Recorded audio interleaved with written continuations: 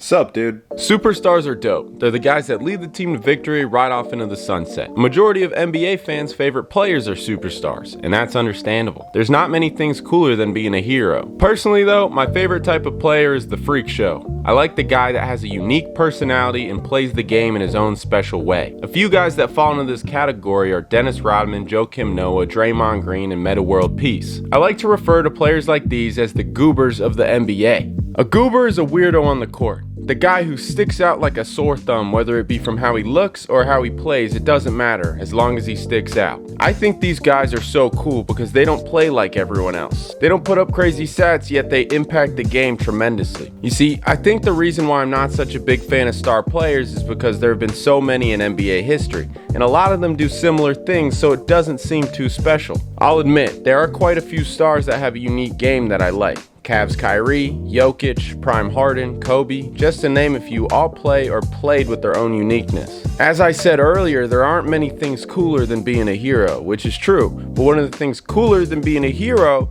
is being the villain. Villains are always cool as shit. Darth Vader, the Joker, Thanos, all of them are cool as fuck. I look at the Goobers of the NBA like they're villains. Everyone hates playing against them because they're gonna talk shit, play a tad bit dirty, and make it impossible to score. They don't care about anything. They just want to beat you. They're kind of like goons in hockey. If you're unfamiliar, a hockey goon is someone who is on the ice to give bloody noses and break bones. Now, we're talking about the NBA here, so it's a wee bit softer, but you get the point. As I mentioned earlier, Joakim Noah is an example of a goober.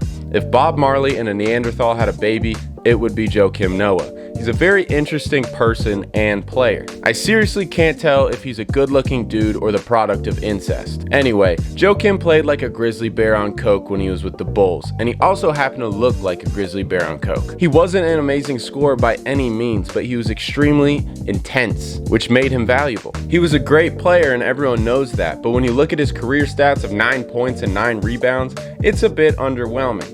Even his stats during his prime aren't too crazy. 11 points, 11 rebounds, 1.5 blocks a game. I find it pretty sick though that it's possible to impact a game without having a crazy stat line. Another example of a goober would be none other than Metta Sandiford Artest, formerly known as Metta World Peace, or Ron Artest. Right there you should understand why I call him a goober. Dude's had 3 different names. During his career he changed his name to Metta World Peace because he felt like he could do anything he wanted. That's pretty badass. He also basically started the malice at the palace by laying on the scorer's table, then unleashing his fury on a fan who threw a beer at him. In terms of play style, his was super gooby. He was an amazing defender and played with his whole heart.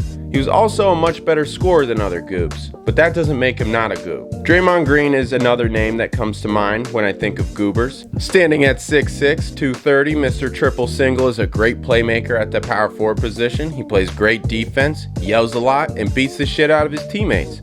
There's nothing more gooby than that. He's a really great player, and what's funny is people still like to call him trash because he doesn't put up crazy stats.